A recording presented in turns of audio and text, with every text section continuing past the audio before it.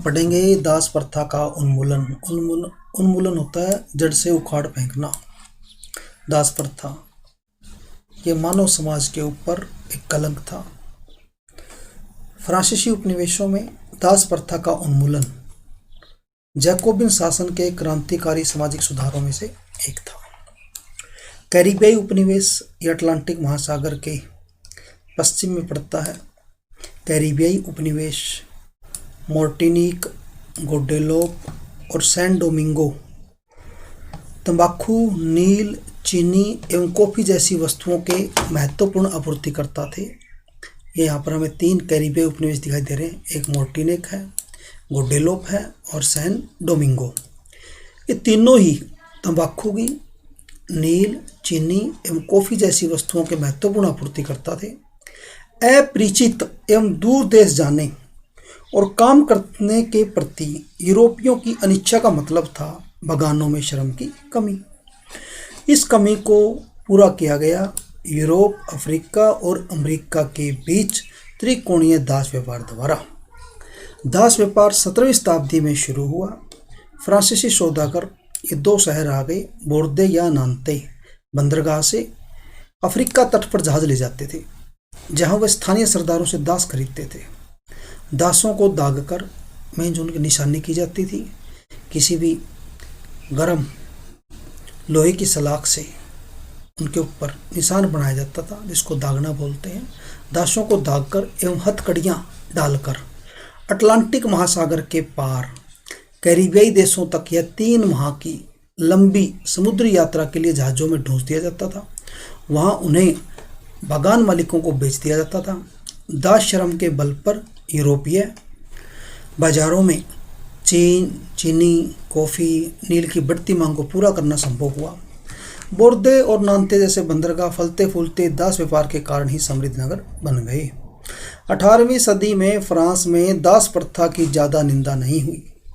National assembly में लंबी बहस हुई कि व्यक्ति के मूलभूत अधिकार उपनिवेशों में रहने वाली प्रजा सहित समस्त फ्रांसीसी प्रजा को प्रदान किए जाएं या नहीं, परंतु दास व्यापार पर निर्भर व्यापारियों के विरोध के भय से नेशनल असेंबली में कोई कानून पारित नहीं किया गया। लेकिन अंततः सन 1794 में कन्वेंशन ने फ्रांसीसी उपनिवेशों में सभी दासों की मुक्ति का कानून पारित कर दिया, पर यह कानून एक छोटी सी अवधि तक ही लागू रहा। 10 वर्ष बाद नेपोलियन ने 1804 में दास प्रथा पुनः शुरू कर दी। बागान मालिकों को अपने आर्थिक हित साधने के लिए अफ्रीकी निगरो लोगों को गुलाम बनाने की स्वतंत्रता मिल गई। फ्रांसीसी उपनिवेशों में अंतिम रूप से दास प्रथा का उन्मूलन किया गया 1848 में। और अभी हम पढ़ लेते हैं, इस चित्र के बारे में चर्चा कर लेते हैं। चित्र 14 है ये दास मुक्ति का। सन 1794 के इस चित्र में दासों की मुक्ति का विवरण है, क्योंकि जैकोबिन शासन ने 1794 में दासों को मुक्ति दे दी थी। शीर्ष पर तिरंगे बैनर का नारा है, मनुष्य के अधिकार। नीचे अभिलेख कहता है कि गुलामों की मुक्ति। एक फ्रांसीसी महिला अफ्रीकी एवं अमेरिकी इंडियन दासों को यूरोपीय कपड़े देकर उन्हें सभ्य बनाने की चेष्टा कर रही है। और नए शब्दों में पढ़ते हैं हम निगरों के बारे में। अफ्रीका में सहारा रेगिस्तान, दुनिया का सबसे बड़ा रेगिस्तान सहारा डेजर्ट, सहारा रेगिस्तान के दक्षिण में रहने वाले स्थानीय लोग हैं। यह अपमानजनक शब्द है जिसका अब प्राय इस्तेमाल नहीं किया जाता। आगे कहता है, नेक्स्ट कहता है क्रांति और रोजाना की जिंदगी। क्रांति से रोजाना की जिंदगी में क्या परिवर्तन आया। कहता है, क्या राजनीति लोगों का पहनावा, उनकी बोलचाल और उनके द्वारा पढ़ी जाने वाली पुस्तकों को बदल सकती है? बिल्कुल बदल सकती है। सन 1789 के बाद के वर्षों में फ्रांस के पुरुषों, महिलाओं एवं बच्चों के जीवन में ऐसे अनेक परिवर्तन आए। क्रांतिकारी सरकारों ने कानून बनाकर स्वतंत्रता एवं समानता के आदर्शों को रोजाना की जिंदगी में उतारने का प्रयास किया। बास्तिल के विध्वंस के बाद सन 1789 की गर्मियों में जो सबसे महत्वपूर्ण कानून अस्तित्व में आया था वह था सेंसरशिप की समाप्ति। प्राचीन राजतंत्र, आपको पता है 1789 से पहले जो फ्रांस का समाज था, फ्रांस के जो प्राचीन संस्थाएं थी, उनके लिए हम प्राचीन राजतंत्र शब्द का प्रयोग करते हैं, के अंतर्गत तमाम लिखित सामग्री और सांस्कृतिक गतिविधियों किताब, अखबार, नाटक को राजा के सेंसर अधिकारियों द्वारा पास किए जाने के बाद ही प्रकाशित या मंचित किया जा सकता था, परंतु अब अधिकारों के घोषणा पत्र ने भाषण एवं अभिव्यक्ति की स्वतंत्रता को नैसर्गिक प्राकृतिक अधिकार घोषित कर दिया। परिणाम स्वरूप फ्रांस के शहरों में अखबारों, पर्चों, पुस्तकों एवं छपी हुई तस्वीरों की बाढ़ आ गई, जहां से वह तेजी से गांव देहात तक जा पहुंची। उनमें फ्रांस में घट रही घटनाओं एवं परिवर्तनों का ब्यौरा और उन पर टिप्पणी होती थी।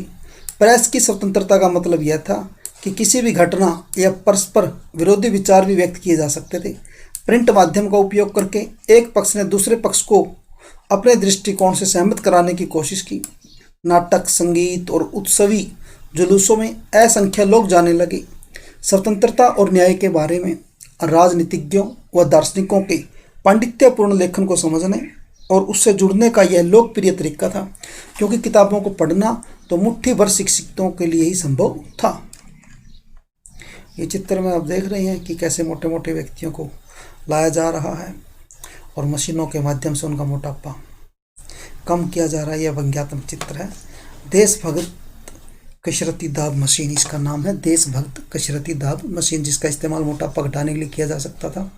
अज्ञात चित्रकार द्वारा बनाया गया चित्र 1790 का। यह चित्र न्याय के विचार को व्यवहार में बदलना चाहता है। यह चित्र 16 देख रहे हैं। मरा पत्रकार था, जया पॉल मरा, जिसने अखबार निकाला था द लामी पप्पल, जनता को संबोधित करते हुए हैं। और इसमें ये चित्र बनाया था लुई लियोपोल्ड बॉयली द्वारा बनाया गया चित्र है। ये कहता है इस अध्याय से मरा के बारे में आपको क्या याद है? पता है हमें वो पत्रकार था। इसके इर्द गिर्द मौजूद दृश्य का वर्णन कीजिए और उसकी लोकप्रियता के बारे में समझाइए। लोकप्रिय इसलिए था क्योंकि उसने कहा था कि गरीब व्यक्तियों के लिए कानून यदि अमीर बनाते हैं तो कभी भी न्याय नहीं हो सकता। अभी हम सारांश पढ़ लेते हैं। 1804 में नेपोलियन बोनापार्ट ने खुद को फ्रांस का सम्राट घोषित कर दिया। उसने पड़ोस के यूरोपीय देशों की विजय यात्रा शुरू की। पुराने राजवंशों को हटाकर उसने नए साम्राज्य बनाए और उनकी बागडोर अपने खानदान के लोगों के हाथ में दे दी। नेपोलियन खुद को यूरोप के आधुनिकीकरण का अग्रदूत मानता था। बहुत इंपॉर्टेंट लाइन है ये। उसने निजी संपत्ति की सुरक्षा के कानून बनाए और दशमलव पद्धति पर आधारित नाप तोल की एक समान प्रणाली चलाई। शुरू में बहुत सारे लोगों को नेपोलियन मुक्तिदाता लगता था और उससे जनता को स्वतंत्रता दिलाने की उम्मीद थी, पर जल्दी ही उसकी सेनाओं को लोग हमलावर मानने लगे और आखिरकार 1815 में वाटरलू के युद्ध में उसकी हार हुई। यूरोप के बाकी हिस्सों में मुक्ति और आधुनिक कानूनों को फैलाने वाले उसके क्रांतिकारी उपायों का असर उसकी मृत्यु के काफ़ी समय बाद सामने आया। ये चित्र है 17। इसमें हम देख सकते हैं कि अल्पस पर्वत को पार कर रहा है नेपोलियन, और ये डेविड द्वारा बनाया गया चित्र है। स्वतंत्रता और जनवादी अधिकारों के विचार। स्वतंत्रता, आज़ादी और जनवादी मीन्स लोगों के अधिकारों के बीच विचार फ्रांसीसी क्रांति की सबसे महत्वपूर्ण विरासत थे। ये विचार 19वीं सदी में फ्रांस से निकलकर बाकी यूरोप में फैले और इसके कारण वहाँ सामंती जो व्यवस्था थी उसका नाश हुआ। औपनिवेशिक समाजों ने संप्रभु राष्ट्र राज्य की स्थापना के अपने आंदोलनों में दासता से मुक्ति के विचार को नई परिभाषा दी। टीपू सुल्तान और राजा राम मोहन राय क्रांतिकारी फ्रांस में उपजे विचारों से प्रेरणा लेने वाले दो ठोस उदाहरण थे। हम पढ़ सकते हैं यहाँ पर राजा राम मोहन राय उस समय यूरोप में फैल रहे नए विचारों से प्रभावित होने वालों में से एक थे और इनको आधुनिक भारत का अग्रदूत भी कहा जाता है, राजा राम मोहन राय को।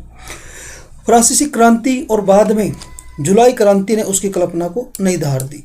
फ्रांस में 1830 में हुई जुलाई क्रांति के बारे में जानने के बाद वह और किसी चीज़ के बारे में बात नहीं करते थे। हालांकि एक दुर्घटना के कारण वह उन दिनों लंगड़ा कर चलते थे, लेकिन इंग्लैंड जाते हुए केप टाउन में वह जिद करने लगे कि उन्हें क्रांतिकारी तिरंगे झंडे वाले युद्धपोत दिखाए जाए। और ये है 1 नंबर का very important question. Sushobhan Sarkar notes on the Bengal renaissance means Bengal में पुनर्जागरण 1946। धन्यवाद।